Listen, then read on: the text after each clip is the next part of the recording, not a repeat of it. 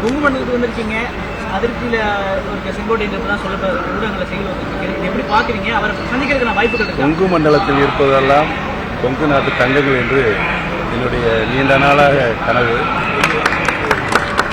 அண்ணன் செங்கோட்டையன் அவர்கள் அனைத்து இந்திய அண்ணா முன்னேற்ற கழகத்தில் புரட்சி தலைவர்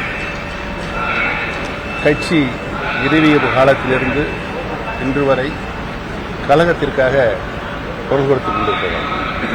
உங்கள் அனைவருக்கும் தெரியும், நீண்டகால கட்சிக்காக பல நிலைகளில் நானும் அவரும் இணைந்து பணியாற்றியிருக்கிறோம். அந்த வகையில் எதையும் எதிர்பார்க்காமல் கட்சிக்கு உழைக்கக்கூடிய ஒரு உன்னத தொண்டராகத்தான் இருக்கிறார். ஏற்கனவே திரு செங்கோட்டையன் அவர்கள் என்ன சொல்லியிருக்காங்க, கட்சி ஒருங்கிணைப்பதற்கான நடவடிக்கைகள் மேற்கொள்ளப்பட்டு வருதுன்னு சொல்லி தகவல் சொல்லியிருக்காரு. கட்சி ஒருங்கிணைப்பதற்கான நடவடிக்கைகள் எடுக்கப்பட்டதாக செங்கோட்டையன் சொல்லியிருக்காரு. இப்போ அவர் ஒதுக்கிவைக்கப்படுறதா ஒரு தகவல் வந்திருக்கு. இப்போ கட்சி இணைக்கிறதுக்கான நடவடிக்கைகள் ஏதாவது ஈடுபட்டிருக்காங்க? கட்சி இணைய வேண்டும் என்று அனைவருடைய கருத்தாகவும் இருக்கிறது. இன்றைக்கு அனைத்து இந்திய அண்ணா முன்னேற்ற கழகத்தினுடைய புரட்சித் தலைவர் புரட்சித் தலைவி மாண்புமிகு அம்மாவுடைய விசுவாசமிக்க தொண்டர்கள் அனைவரும் கட்சி இணைய வேண்டும் என்று தான் நினைக்கிறார்கள். தமிழகத்திலே இருக்கின்ற அனைத்து மக்களும் புரட்சித் தலைவர் எம்ஜிஆர் புரட்சித் தலைவி மாண்புமிகு அம்மாவில் இந்த நாட்டிற்கு செய்த சேவைகள், ஆட்சியில் இருக்கின்ற போது ஏழை எளிய மக்களுக்கு தந்த நலத்திட்டங்கள், இவைகளெல்லாம் எண்ணி மீண்டும் கட்சி இணைந்தால்தான் ஆட்சிக்கு வர முடியும் என்ற சூழல் உருவாகி இருக்கிறது என்பதனை அவர்கள் எண்ணி வருத்தப்பட்டுக் கொண்டிருக்கிறார்கள். வெளிப்பாடுதான் கடந்த நாடாளுமன்ற தேர்தலில் அனைத்து இந்திய அண்ணா முன்னேற்ற கழகத்தினுடைய வாக்குகளை பெற தவறிவிட்டார்கள். உங்களுக்கு தெரியும், 7 தொகுதிகளில் டெபாசிட் தொகை இழக்கப்பட்டிருக்கிறது. 13 தொகுதிகளில் 3ஆம் இடம் சென்றிருக்கிறார்கள். கன்னியாகுமரி நடந்தது நாடாளுமன்ற தேர்தல், சட்டமன்ற தேர்தல் எங்களுக்கு வாக்களிப்பார் என்று அங்கிருந்து கருத்துக்கள் சொல்லப்பட்டது.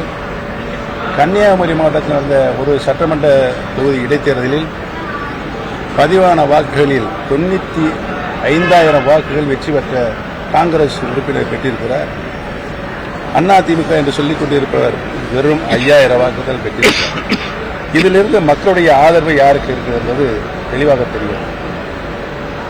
அனைத்து இந்திய அண்ணா முன்னேற்ற கழகத்தினுடைய தொண்டர்களின் உரிமையை மீட்கின்ற குழுவாக செயல்பட்டுக் கொண்டிருக்கின்ற நாங்கள் தேசிய ஜனநாயக கூட்டணியில் இடம்பெற்று